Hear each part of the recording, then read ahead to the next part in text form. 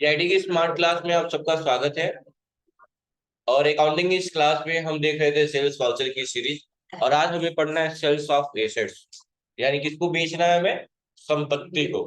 अच्छा, एक ऐसी संपत्ति, आप सब जानते हैं कि डिप्रिसिएशन जो होता है, डिप्रिसिएशन का मतलब होता है कि किसी भी संपत्ति के मूल्यों में होने वाली दिन प्रतिदिन कमी।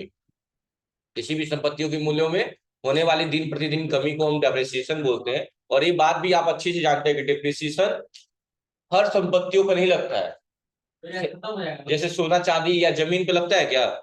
नहीं। तो डिप्रिसिएशन ऐसे कुछ लिमिटेड चीजों पर लगती है जिससे एसेट्स की वैल्यू डिक्रीज करती है। ठीक है। अच्छा, ये जो वैल्यू की कमी आ रही है कब आ रही है? दिन प्रतिदिन आ रही है। जैसे जैसे दिन बीत रहा है वैसे वैसे आ रही है। तो जो भी डिप्रिसिएशन का रेट होता है वो हमेशा पीए होता है। पीए का मतलब पर एनम, सालाना होता है। समझ रहे हैं ना? सालाना होता है। तो मान लीजिए अगर कोई कहता है 5 महीने का निकालिए, 4 महीने का निकालिए, तो पहले इंटू 10% कर देते हैं, लेकिन फिर मल्टीप्लाई करते हैं इंटू 5 से। क्यों? क्योंकि वहां 5 मंथ की, 6 मंथ की, 7 मंथ की जितना क्या रहता है उतना मंथ से मल्टीप्लाई किया जाता है। क्यों? क्योंकि हमको उतने मंथ का ही निकालना है, क्योंकि 10% सालाना है और आपको निकालना है सिर्फ 8 मंथ का, तो पूरे 8 भी करेंगे, इंटू 10 करेंगे, सही है, 10%। लेकिन वो 10% किसका है? सालाना है। तो आप इंटू उसके बाद फिर से गुणा का सिंबल लगा के 8 भी लिखेंगे। 8 क्यों? क्योंकि वहां 8 महीने की बात की जा रही है। और नीचे क्या लिख देंगे? 12। क्यों? क्योंकि एक साल में 12 महीने। और नहीं ये सब होता तो सीधा सीधा, अगर सालाना बात करता तो सीधा सीधा हम अमाउंट लिखते हैं, जितना अमाउंट होता है संपत्ति का 10% करा था इंटू 10 और बट्टे में 100, बस हो जाता। लेकिन हाँ, लेकिन अगर मंथ की बात कर दिया कि 8 ही महीने की बात कर रहा है, तो यहाँ गुड़े 8 करेंगे कि 8 महीने की जानना है। और नीचे क्या करेंगे? गुड़े 12 करेंगे, क्योंकि एक साल में 12 महीने। समझ में आ रही बात? नहीं आ रही?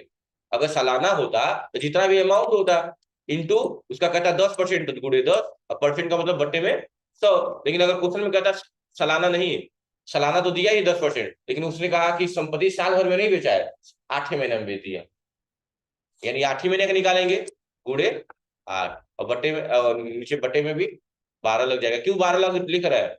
क्योंकि एक साल में 12 महीने। समझ में आ रही बात ना?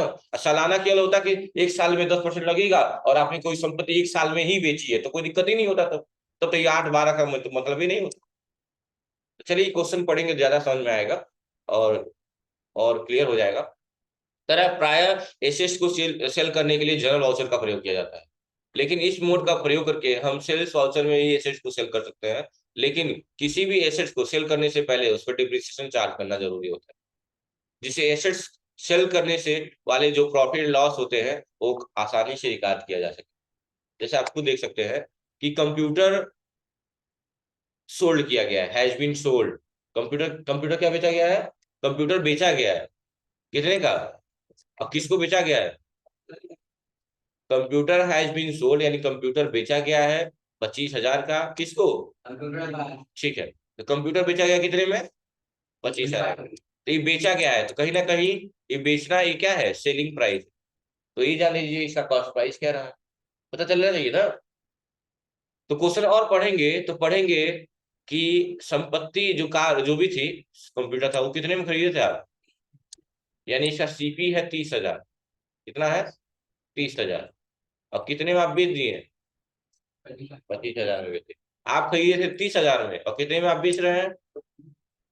25,000 में। अच्छा, कम करके बेच रहे हैं कि ज्यादा करके बेच रहे हैं? कितने का अंतर ले रहे हैं? 5,000 में। तो ये 5,000 कमी कहाँ जा रही है? नहीं पता। यही पता लगाना है, क्योंकि आखिर अकाउंट्स में 5,000 क्या दिखाओगे? आखिर अकाउंट्स में 5,000 क्या दिखाओगे? कहाँ गया 5,000? 30,000 खरीदे थे तो 30,000 में बेचना चाहिए, क्यों 5,000 में बेच 25 में बेच रहे हो? तो अब क्वेश्चन ध्यान से पढ़ रहा है, कह रहा है कि computer has been sold RS 25,000 to computer empire, यानी 25,000 का कंप्यूटर बेचा गया कंप्यूटर एम्पायर को। डिप्रिसिएशन चार्ज किया गया है 10% पर एनम, 10% सालाना। Before selling of fix asset you have calculate written the down value, यानी कि बेचने से पहले आपको डिप्रिसिएशन कैलकुलेट करना होगा कि एसेट्स परचेज कब किया गया था? मई 2020 में। कब खरीदा गया था? और बेच दिया गया नवंबर 2020 में, यानी मई से नवंबर 6 महीने। यानी कि संपत्ति को कितने महीने में बेच दिया गया? 6 ही महीने में बेच दिया गया। आपने खरीदा था मई में और नवंबर में बेच दिया। अच्छा, 10% जो दिया हुआ है वो सालाना है ना? हाँ, तो अमाउंट कितना है संपत्ति का? 30,000। गुणे कितना परसेंट डिप्रिसिएशन चार्ज करना है, 10%। लेकिन ये 10% और बट्टे में, तो लेकिन ये 10% सालाना है ना, सालाना होता तो हम ये इक्वेशन लगा देते, हो जाता, निकल जाता। लेकिन संपत्ति कब बेच दी गई है, 6 महीने में, यानी गुणे 6 और बट्टे में 12। समझ में आ रहा क्यों कर रहा है ये, क्योंकि 10% सालाना है, साल भर का 10% देना था, लेकिन आप 6 महीने में बेच दे रहे हैं। तभी मत सोचेगा कि हम 5% निकाले तो हो जाएगा, थोड़ा दिक्कत आ जाती है कभी कभी, इसलिए। तो अब 6 6 टू 12 आ गया, और 2 जीरो से 2 जीरो खत्म कर दें, खत्म हो गया, और 2 × 5 = 10 हो गया, यानी 300 × 15, 300 × 15 कितना हो जाएगा, 1500। यानी 5,000 में से आपने ये पता लगा लिया कि 1500 डिप्रिसिएशन चार्ज हो गया है, इसीलिए कम में बेचे हैं। बाकी कितना अंतर अभी भी आ रहा है, अरे भाई अंतर कितने का था टोटल, अंतर टोटल कितने का था, 5,000 का अंतर था, 30 का सामान 25 में बेच रहे थे, टोटल कितने का अंतर ले रहे थे, 5 का। और इस 5,000 में से 1500 का पता लगा लिए कि डिप्रिसिएशन चार्ज हो गया, बाकी कितने का अंतर आ रहा है अभी भी, 3500 का। वो 3500 कहाँ गया, पता चल रहा है, नहीं, यानी वही लॉस हो गया, वही लॉस हो गया। हमने टोटल 5,000 का अंतर लेके किसी संपत्ति को बेचा था, रिमोट हमने खरीदा था 30,000 में और बेच दिया 25,000 में। कितने का अंतर लेके बेचे हैं, 5,000 का अंतर। वो 5,000 का पता लगाई 5,000 है क्या, तो 5,000 में से 1500 आपने डिप्रिसिएशन निकाल लिया, फिर 500 1500 रुपया डिप्रिसिएशन लगाया, और बाकी 3500 रुपया नहीं पता है, तो लिखेंगे कि loss on sales of asset, यानी जब हमने संपत्ति को बेचा तो उसमें हमें 3500 की हानि हुई। Loss on sales of assets, loss on sales of assets, यानी कि जब हमने संपत्ति बेचा तो उसपे हमें हानि हो गई, कितने की, 3500 रुपए। ट्रांजेक्शन क्या क्या बनाएंगे, कंपाउंड एंट्री है, ट्रांजेक्शन क्या क्या बनाएंगे, कंप्यूटर, कंप्यूटर बेच रहा है ना, किसको बेच रहा है, कंप्यूटर एम्पायर को बेचा है, ठीक है। कितने का बेचे हैं, लेकिन 25 का बेचे हैं, लेकिन एक्चुअल में है कितने का वो, हाँ, 30 का है। तो अब यहाँ पे दिखाइए कि यही देखिए, सॉल्यूशन भी किया होगा यहाँ पे, देखिए कंपाउंडेड है, देखिएगा यहाँ पे कंप्यूटर कितने का था, अच्छा, कितने में कंप्यूटर एम्पायर को बेचे हैं, और बाकी अब हमेशा पर हम लोग पढ़े हैं ना कि हमेशा डेबिट और क्रेडिट का बैलेंस बराबर होना चाहिए। तो एक बात बताइएगा, थोड़ा ऊपर चल रहा है कि कंप्यूटर हमने बेचा है, क्या बेचा है, कंप्यूटर बेचा है, संपत्ति गया है कि आया है, संपत्ति क्रेडिट हो जाएगा टू कंप्यूटर। और जब सेल करते हैं तो सेल्स के मामले में पार्टी या कैश का नाम उधार होता है, पार्टी या कैश का नाम डेबिट होता है, यही ना, पार्टी का नाम क्या है, कंप्यूटर एम्पायर, क्या कर दिया इसको, डेबिट कर दिया। अच्छा, कंप्यूटर कितने का था, 30 का, कितने में बेच दिए, 25,000। क्या डेबिट और क्रेडिट का बैलेंस बराबर आ गया, नहीं आया, ठीक है। और क्या हुआ है, डिप्रिसिएशन चार्ज हुआ है, डिप्रिसिएशन चार्ज हुआ है, और डिप्रिसिएशन भी डेबिट होगा क्रेडिट होगा, डेबिट होगा, कितना चार्ज हुआ है, क्या बराबर हो गया, नहीं। अच्छा, लॉस हुआ है, loss on sales of asset, debit, loss क्या है, डेबिट, ये माइनस ही है ना, डेबिट हो कितना, क्या बराबर हो गया, हो गया। यानी 30 की संपत्ति 25 में बेची, क्यों, 1500 डिप्रिसिएशन हो गया और 3500 हो गया। यही ट्रांजेक्शन हमें बनाएंगे। अच्छा, इसकी एंट्री कहाँ करेंगे, जब भी कोई संपत्ति हम उधार बेचते हैं उसकी एंट्री जनरल वाउचर में होती है, कहाँ होती है, ठीक। चलिए, क्वेश्चन को किया जाए फिर, तो क्या क्या लेजर हमें बनाना पड़ेगा, कंप्यूटर एम्पायर का लेजर तो पहले ही सी है, ये तो है, ये है, और कंप्यूटर भी है, ये है। बनाना है आपको प्रोविजन फॉर डिप्रिसिएशन, प्रोविजन पहले लगाएंगे, प्रावधान लग रहा है, अच्छा, डिप्रिसिएशन लगाना क्या है, एक प्रावधान है, एक नियम है। तो पहले प्रोविजन फॉर डिप्रिसिएशन बनाएंगे और तब डिप्रिसिएशन का एक लेजर बनाएंगे, क्योंकि बाद में इसको ट्रांसफर किया जाएगा। तो पहले बनाएंगे प्रोविजन फॉर डिप्रिसिएशन, इसका अंडर ग्रुप क्या होगा, प्रोविजन ही होगा। अब तब एक लेजर बनाएंगे डिप्रिसिएशन, और डिप्रिसिएशन क्या होता है, इनडायरेक्ट एक्सपेंस होता है। सुन लेना ध्यान से, पहले हम प्रावधान लगा रहे हैं डिप्रिसिएशन का, इसलिए बनाएंगे ledger depreciation, provision for depreciation, और इसका अंडर ग्रुप क्या होगा, प्रोविजन होगा। जिसमें प्रोविजन शब्द आ जाए उसका अंडर ग्रुप प्रोविजन ही होता है, प्रावधान होता है। अच्छा, उसके बाद एक और लेजर बनाएंगे, किस नाम से, डेप्रिसिएशन के नाम से। उसका अंडर ग्रुप क्या होगा, इनडायरेक्ट एक्सपेंस होगा। और एक और बनाएंगे loss on sales of asset, इसका भी अंडर ग्रुप क्या हो जाएगा, इनडायरेक्ट एक्सपेंस ही होगा, लॉस अकाउंट नहीं होता है। ठीक है, तो कितने लेजर बनाने हैं, सबसे पहले लेजर बना लेते हैं। चलिए, यहाँ पे आगे क्रिएट में लेजर पे क्या क्या लेजर बनाना है, पहले प्रोविजन फॉर, प्रोविजन प्रोसीजन नहीं होता है। तुमको तुमको पढ़ा है ना अकाउंटिंग टर्म में, प्रोविजन प्रोविजन मतलब प्रावधान होता है, प्रोविजन और डेप्रिसिएशन। डिप्रिसिएशन की स्पेलिंग भी गलत होगी, गलत है, सही है। अंडर ग्रुप क्या होगा इसका, सामने देखिए आप लोग क्या क्या बना रहा हूँ मैं, प्रोविजन होगा, क्या होगा, प्रोविजन हो गया, एक्सेप्ट कर लीजिएगा। और एक और बनाइएगा डिप्रिसिएशन,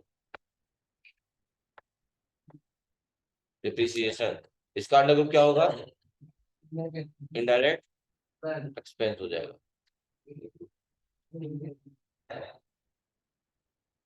और क्या बनाएंगे, loss, loss on sales of assets, इसका अंडर ग्रुप भी क्या होगा, इनडायरेक्ट। कोई दिक्कत है, चलिए इस क्वेश्चन को करा जाए फिर। वाउचर में आ गए, F7 से जनरल वाउचर में आ गए।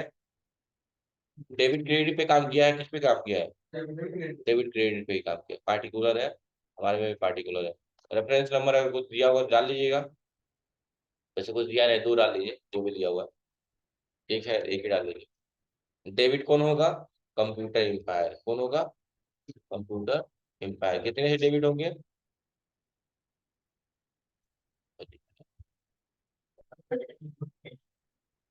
अच्छा, और कौन डेबिट होगा, प्रोविजन, प्रोविजन और डेप्रिसिएशन। कितने का डेबिट हुआ है, 1500 लगा है ना। ठीक है, और क्या हुआ है, फिर डेबिट दबा दीजिएगा, डीआर दबा दीजिएगा। और क्या हुआ है, loss on sales of asset, कितने का हुआ है, 35 का। अब क्या बेचे हैं आप,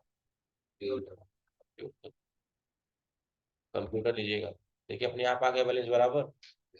कंप्यूटर की वैल्यू कितनी थी, 30,000।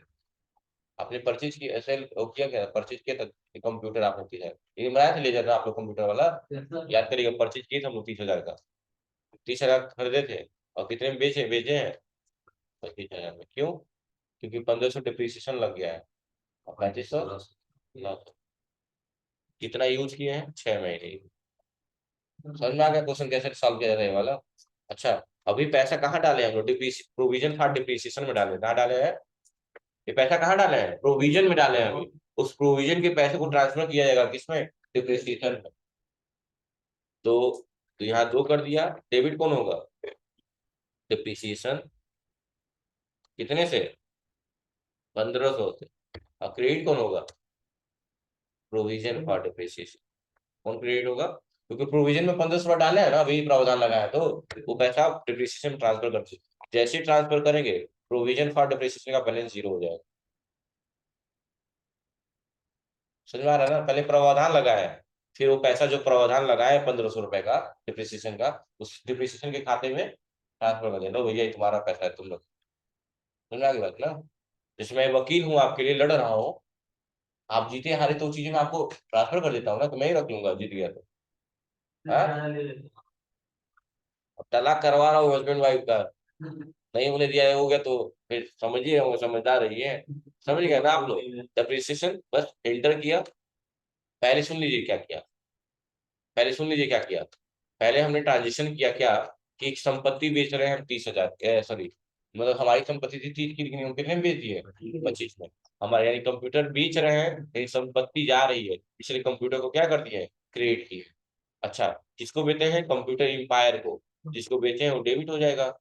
अच्छा, डेबिट कितने की संपत्ति थी हमारी, 30 की, हम बेचे कितने में, 25 में। यानी बाकी पैसा भी कहीं ना कहीं डेबिट साइड में आना चाहिए, तभी ना डेबिट का वैल्यू जाकर क्रेडिट के बराबर होगा।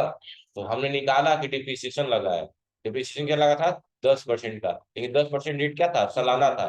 और हमको निकाला था सिर्फ 6 में निकल, इन 6/12 याद आ रहा है ना, तो निकल गया था। कितना डिप्रिसिएशन आया था? तो डिप्रिसिएशन पहले नहीं लगाएंगे, पहले लगाएंगे प्रोविजन फॉर डिप्रिसिएशन। क्या बनाएंगे? Provision for depreciation. अच्छा, प्रोविजन फॉर डिप्रिसिएशन का अंडर ग्रुप क्या होगा? प्रोविजन ही होगा। प्रोविजन फॉर डिप्रिसिएशन का अंडर ग्रुप क्या होगा? प्रोविजन ही होगा। ये भी डेबिट होगा, कितना? 1500 रुपया। और बाकी 3500 रुपया क्या है? Loss on sales of asset, ये भी क्या होगा? डेबिट होगा। कितने? 3500 रुपये। अब बराबर हो गया। अच्छा, जो पैसा प्रोविजन फॉर डिप्रिसिएशन में गया है उसको डिप्रिसिएशन के खाते में ट्रांसफर करेंगे या नहीं करेंगे? इसीलिए सेकंड क्वेश्चन जनरल में ही किए हैं कि डिप्रिसिएशन को क्या कर दिए हैं? डेबिट कर दिए हैं। कितना अमाउंट से? 1500 से।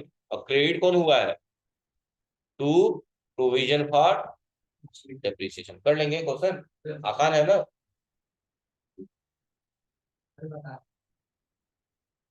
चलिए, ये क्वेश्चन हो गया। अब profit and loss account check कर सकते हैं जो भी है। अब हाँ, प्रॉफिट दिखाएगा, उसमें 3500 रुपया लॉस दिखाएगा।